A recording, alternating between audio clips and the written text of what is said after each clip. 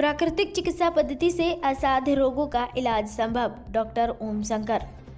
दौलतपुर में गार्गी नेचुरोपैथी की नई शाखा का हुआ शुभारंभ। खबर उत्तर प्रदेश के जनपद वाराणसी से है। पांडेपुर थाना क्षेत्र के दौलतपुर से काली माता मंदिर रोड पर गार्गी नेचुरोपैथी की नई शाखा का भव्य तरीके से उद्घाटन रविवार को सुंदरलाल चिकित्सालय BHU के कार्डियोलॉजी विभाग के विभागाध्यक्ष डॉक्टर ओम शंकर ने किया। इस दौरान प्रख्यात चिकित्सक डॉक्टर ओम शंकर ने कहा कि प्राकृतिक दिनचर्या से मानव जीवन स्वस्थ रहता है। जीवन की व्यस्तता और भागदौड़ में अगर कोई रोग भी हो गया हो तो नेचुरोपैथी पद्धति से उसका इलाज संभव है।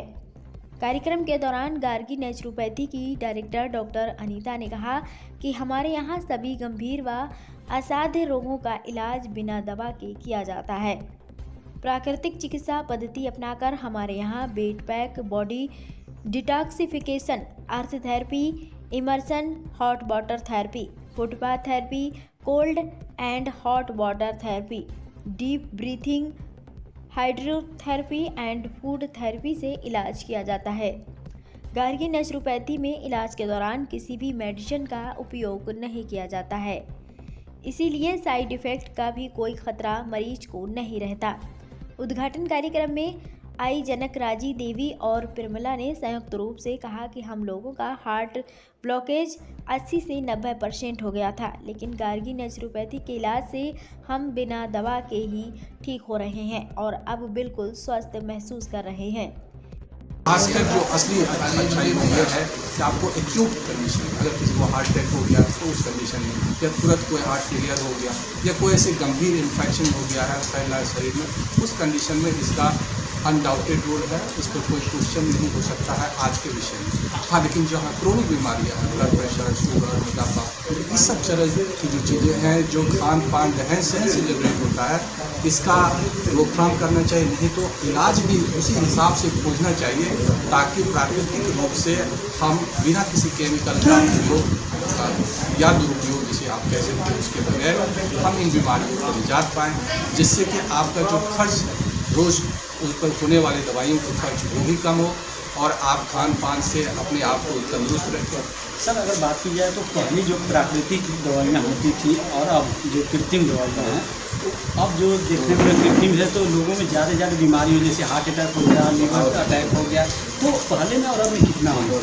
नहीं, वही मैं आपको बता रहा था। देखिए क्या है कि ये 90 के दशक से पहले के भारत और 90 के दशक के बाद के भारत को स्वास्थ्य दृष्टिकोण से आप बांट सकते हैं दो हिस्सों में।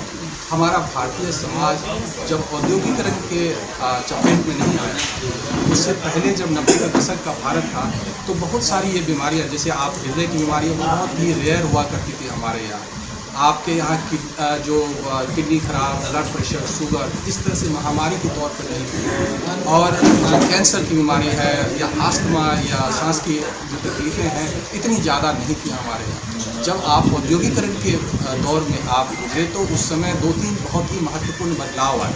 पहले ये है कि आपने जो नेचुरल तरह से, जिसको ऑर्गेनिक फूड क्या कर सकते थे, उसके अलावा आपने अलग अलग केमिकल्स, जिससे कि कम समय में ज़्यादा से ज़्यादा फूड इनसिक्योरिटी था, जिसको दूर करने के लिए आपने ज़्यादा अनाज उत्पादन करने के चक्कर में आपने साथ में केमिकल्स यूज़ किए, जिसका शरीर पर धीरे धीरे जो बुरा दुष्प्रभाव हुआ और ये बीमारियां जो है आज हमारे सामने जनित होकर सामने आई। उसके बाद क्या है कि औद्योगिकरण का मतलब मशीनीकरण होता है और इसमें दो चीज़ें होती हैं। एक शारीरिक श्रम, जिस पर बीमारियां हैं, जैसे मोटापा, जैसे ब्लड प्रेशर, जैसे शुगर। और उसी तरह से क्या है कि जब आप जो इस तरह की जब मशीनीकरण में आपको धुआं जनरेट किया, जो आपके वायु प्रदूषण, एक तो तापमान बढ़ता गया, जो देख रहे हैं कि गर्मी जो है आपको, जहां गर्मी जून के महीने में भी 26 नहीं पहुंचती थी, वहां आपकी 46 पहुंच रही है, 48 पहुंच रही है। और ये जो गर्मी के अलावा वायु प्रदूषण है, वो सांस की बीमारियाँ, हार्ट की बीमारियाँ, कैंसर, ये सब आपको पैदा कर रही है। तो यही चीज़ें हैं जो समझने की बात है। जितना जल्दी इस पर हम लोग रोकथाम पा लें औद्योगिकरण पर, उतना जल्दी ही हम पुनः अपने पौराणिक काल में लौट सकते हैं। सर अगर बात की जाए तो ग्रामीण क्षेत्रों में बहुत कम पढ़े लिखे होते हैं जिनको इनके बारे में जानकारी नहीं होती है, लेकिन शहर में भी जान कर भी लोग अनजान रखते हैं, तो इसके लिए आप क्या अपील करना चाहेंगे? ये क्या है कि आज जानकारी और गलत जानकारी, हमारे बीच में भी दो तरह के लोग हैं। जिन लोगों को गलत जानकारी फैलाकर लाभ होता है, व्यक्तिगत लाभ होता है, जैसे मुझे अगर कोई व्यक्तिगत लाभ होगा तो मैं समाज के बीच में गलत जानकारियाँ फैलाकर उनसे अपना व्यक्तिगत लाभ, यानी कि स्वार्थी बन गया, समाज हमारा स्वार्थी बन गया है, समाज की तरह नहीं। यानी कि मनुष्य जब हम कहते हैं एक सामाजिक प्राणी है, जब हम सामाजिक प्राणी कहते हैं तो हम अपनी बात नहीं करते, अपनी परिवार की बात नहीं, जब हम समाज की बात करेंगे तब हम सामाजिक होंगे। लेकिन इसके ठीक विपरीत हम लोग आजकल जानवर बनने की रेस में है, जहाँ सामाजिक प्राणी नहीं होकर हम लोग एक व्यक्ति इंडिविजुअलिस्टिक हो गए हैं, व्यक्तिवादी हो गए, और इस व्यक्तिवादी समाज में हम अपनी सोचने लगे और उस स्वार्थ में हम किसी का गला भी काट सकते हैं। और यही जो गला काट प्रतियोगिता है उसी का दुष्प्रभाव है जो आज आपको सामने देखना पड़ रहा है। समाज चाहे गांव में हो या शहर में हो, आज जो है डिजिटल मीडिया जो है हर को कनेक्ट करता है और उसको हमें सही जानकारी आज प्रस्तुत करने की ज़रूरत है।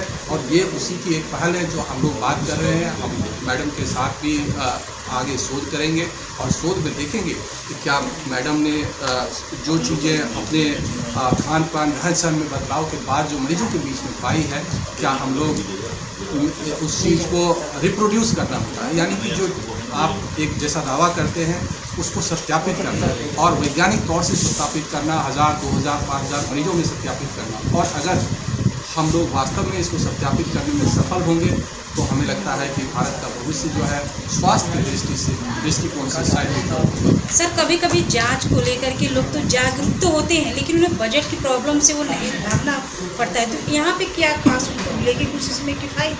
यही मैं बता रहा हूँ कि यहाँ तो जाँच कराने की आपको ज़रूरत ही नहीं है। एक आपको खान पान रहन सहन में सिर्फ बदलाव करना है, यहाँ कोई दवाई तो खिलाई नहीं जाएगी। यही उनका दावा है कि ये कोई दवाई नहीं खिलाई जाएगी, इसमें सिर्फ ये बताया जाए कि आपको खाना क्या चाहिए और क्या नहीं चाहिए, क्या ये आपको रहना क्या चाहिए, आपको कैसे सोना चाहिए, कैसे उठना चाहिए, ये सारी चीज़ें हैं। सर ये चौथा चीज़ें इसी दिन जगह है, रहेगी चौथा अभी दिन है कैंप लगा। मैडम चौथा दिन है। मैं डॉक्टर नेचुरोपैथी में पिछले कई सालों से प्रैक्टिस कर रही हूँ। अगर बात की जाए तो महिलाओं के लिए किस तरह से आप लोग जागरूक कर रहे हैं? देखिए महिलाओं के लिए जैसे बहुत सारी समस्या है। एक तो ओवरवेट बहुत ज़्यादा होता है, जैसे ही शादी हो जाती है, बच्चे हो जाते हैं तो अपने आप वेट बढ़ने लगता है, कमर में दर्द, उनके पीरियड्स में प्रॉब्लम, ये सब होता है। तो कहीं ना कहीं हमारा खान पान उसमें बहुत उत्तरदायी है। अब जैसे पहले नॉर्मल डिलीवरी होती थी तो उसमें जो खान पान था तो बहुत सारा प्योर हुआ करता था। अब मिलावट है, मान लीजिए घी वो यूज कर रही है और लगता है कि इसी समय जब वो डिलीवरी होता है बच्चा तो लगता है कि मतलब सारी कमजोरी, ऐसा नहीं, वो प्राकृतिक है। तब जब हम बच्चे को जन्म देते तो प्राकृतिक, अप्राकृतिक तो है नहीं, प्राकृतिक धीरे धीरे हम रिकवरी भी कर लेते हैं। अगर नॉर्मल डिलीवरी होती तो 72 घंटे में रिकवरी कर लेते हैं। लेकिन उसमें क्या क्या प्रिकॉशन लेना चाहिए ये हम उन्हें बताते हैं। कितना उन्हें फ्रूट लेना चाहिए, कितना उन्हें सलाद लेना चाहिए, कितना उन्हें और राह वाले जैसे फ्लैक्सी सीड वगैरह के लड्डू कितना लेना चाहिए, और घी कितना यूज करना है, नहीं करना है, और चीनी बिल्कुल नहीं लेना चाहिए, रिफाइंड बिल्कुल नहीं चाहिए। तो ऑटोमेटिक बहुत सारी मतलब हमें लग रहा है 50% प्रॉब्लम ऐसे ही दूर हो जाते हैं। प्लस उनको अपने बच्चे को कम से कम 3 साल फीड कराएं। जब तक उनका बच्चा फीड कर रहा है तब तक वो माँ को दूध होता है। किसी प्रकार का कोई इसमें बेईमानी नहीं करना चाहिए कि अरे नहीं हो रहा है, बच्चे का पेट नहीं भर रहा है, ये सब बिल्कुल गलत बात है। जहाँ तक मेरा मानना, मैं भी माँ हूँ, 3 साल तक बच्चे को फीड कराइए। जब 3 साल के बाद उसके दांत निकल जाते हैं, मजबूरी मजबूत हो जाती है, उसकी आँख भी मजबूत है, तब उसको ठोस आहार दीजिए, जैसे केला दीजिए, सेब दीजिए, जो भी देना है। 6 महीने के बाद उसको बढ़ाते रहे, और 3 साल के बाद ही बच्चे को अनाज मतलब देना चाहिए। ये नहीं कि 6 महीने से ही खिचड़ी और दलिया और क्या क्या, तब फिर वहाँ पे एसिडिटी बनती है, बच्चे को बीमारी बढ़ जाती है। मैम कभी कभी नाजुक बच्चों में ये भी देखा जाता है, ऐसी क्रिटिकल केसें आती हैं कि जो माँ अपने बच्चों को दूध वगैरह पिलाती हैं, लेकिन कभी कभी कुछ लोग ऐसे होते हैं कि जो बाहरी दूध पिलाते हैं, जिससे कई तरह की बीमारियाँ भी देखने। देखिए जितने भी दुनिया में जीव जंतु हैं जो माँ बनती हैं या हम भी हैं, तो सबको प्रकृति ने उनके साथ फीड कराने के लिए बेस्ट दिया है। जो गाय भी है वो भी बच्चा देती है तो उसको भी दूध उतना ही होता है जितना उसके बच्चे को पिलाना चाहिए। ना, तो वो देती है। अगर नहीं हो रहा है किसी भी कारणवश अगर नहीं हो रहा है तो उसमें प्राकृतिक चिकित्सा में भी बहुत सारे घास हैं, बहुत सारे चीज़ें हैं जो दी जा सकती है, तो उससे दूध बढ़ता है उनका। अगर बहुत नहीं हो रहा है तब हम देखते हैं कि वो भी, अगर मान लीजिए 1 पाव दूध लिया है, 1 चम्मच दूध, छोटा बच्चा 1 चम्मच से ज़्यादा नहीं पीता, तो उसमें भी 1 चम्मच पानी ऐड करती हूँ। मतलब बिल्कुल क्वांटिटी दोनों के बराबर दीजिए, फिर एसिडिटी की प्रॉब्लम और बच्चे में और बीमार जाते हैं। वो भी देसी गाय का दूध, मतलब हरी चारा खाती है तो तब मैं दूध के लिए मतलब फेवर करती हूँ, वरना मैं दूध कभी नहीं खाती। ठीक।